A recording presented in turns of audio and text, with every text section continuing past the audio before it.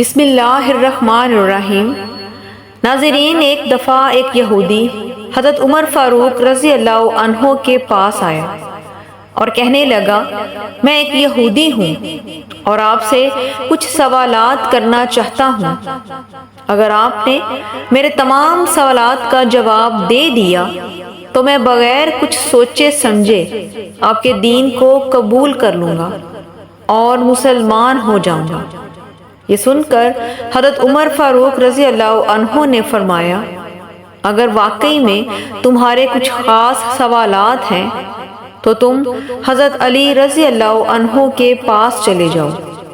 مجھے امید ہے کہ تمہارے تمام سوالات کے جواب ان کے پاس موجود ہوں گے اور وہ جوابات تمہیں مسلمان ہونے پر مجبور کر دیں گے۔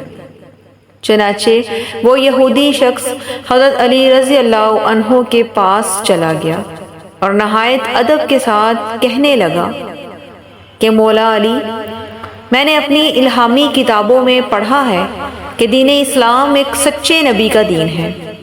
اگر یہ سچ ہے تو میں آپ سے کچھ سوالات کرنا چاہتا ہوں تاکہ ان کے تسلی بخش جوابات سن کر میں آپ کے دین کو قبول کر سکوں اور ایک سچا مسلمان بن جاؤں۔ اس یہودی کی باتیں سن کر حضرت علی رضی اللہ عنہ فرمانے لگے کہ اے ابن آدم، تم جو بھی پوچھنا چاہتے ہو بے خوف ہو کر پوچھو، میں تمہارے تمام سوالوں کے جواب دوں گا۔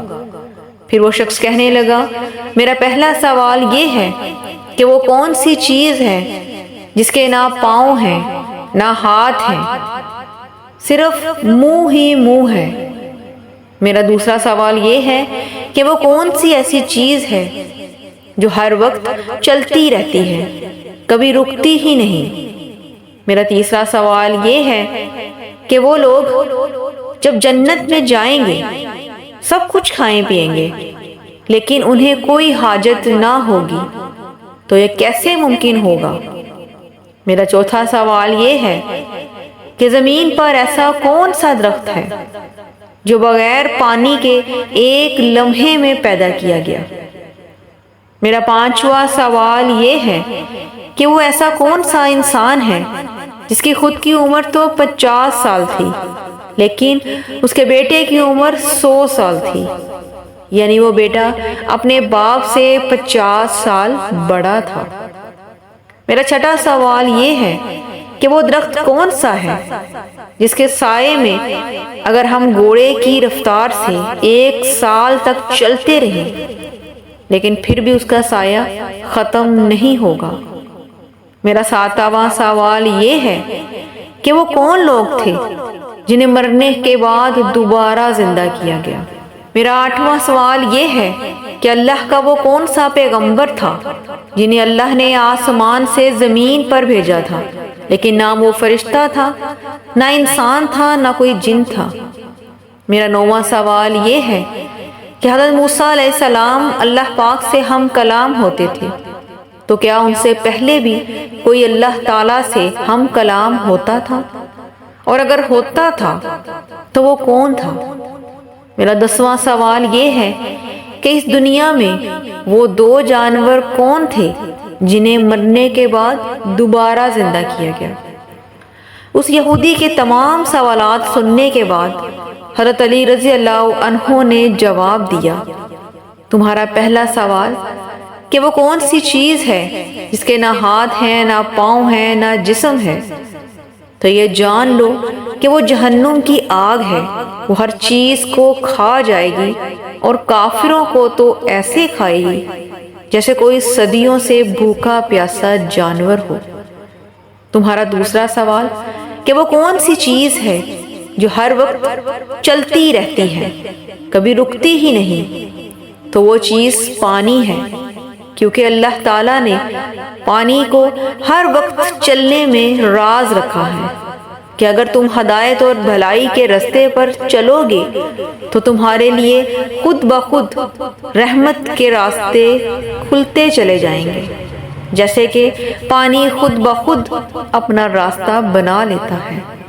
اے ابن آدم، تمہارا سوال تھا کہ جنت میں لوگ کھائیں گے پیئیں گے لیکن ان کو کوئی حاجت پیش نہ آئے گی، اور تم اس کے بارے میں کہتے ہو کہ یہ ناممکن ہے۔ تو پھر سنو، اس کی مثال دنیا میں ہی موجود ہے، جیسے کہ بچہ 9 ماہ تک خوراک کی نالی سے کھاتا پیتا ہے اور بڑا ہوتا ہے لیکن پاخانہ اور پیشاب نہیں کرتا۔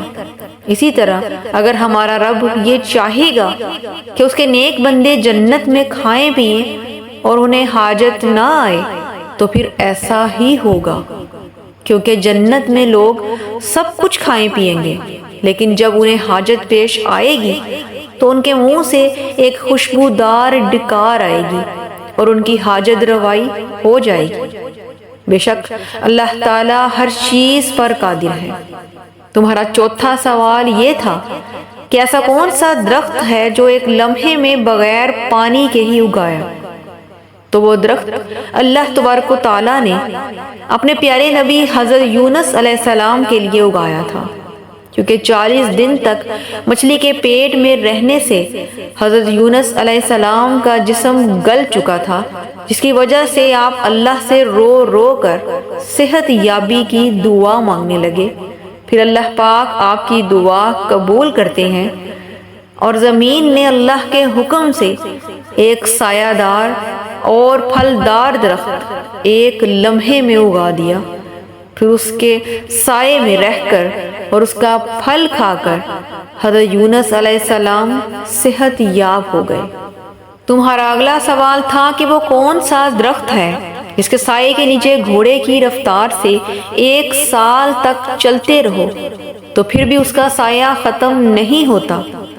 تو وہ درخت شجر طوبہ ہے۔ یہ درخت جنت کے درختوں میں سے ایک ہے۔ یہ درخت 7 آسمان تک پھیلا ہوا ہے۔ جنتی لوگ جس پھل کی بھی خواہش کریں گے یہ درخت ان کو مہیا کرے گا۔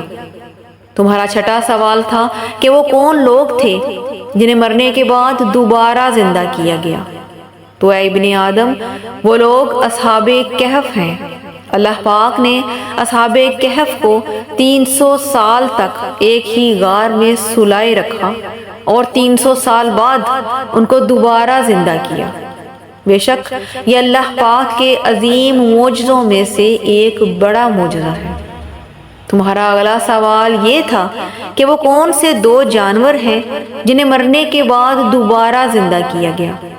تو جان لو کہ ان میں سے ایک جانور اصحاب کہف کا کتا ہے، وہ بھی 300 سال تک اصحاب کہف کے ساتھ سویا رہا اور پھر دوبارہ زندہ کیا گیا۔ اور دوسرا جانور حضرت عزیر علیہ السلام کا گدھا ہے، جو ان کے ساتھ 100 سال تک سوتا رہا اور دوبارہ حضرت عزیر علیہ السلام کے ساتھ اسے زندہ کیا گیا۔ تمہارا اگلا سوال تھا کہ اللہ کا وہ کون سا پیغمبر تھا جو اللہ تعالیٰ کا پیغام لے کر زمین پر اترا، لیکن نہ وہ جن ہے، نہ فرشتہ ہے، نہ انسان؟ تو آخر وہ کون ہے؟ تو وہ ایک کوا تھا۔ یہ تب زمین پر اترا تھا جب قابیل نے حابیل کو قتل کیا تھا۔ اس کے بعد قابیل سوچ میں پڑ گیا کہ حابیل کی لاش کو کیسے ٹھکانے لگائے، تو اس وقت اللہ پاک نے ایک کوے کو زمین پر بھیجا۔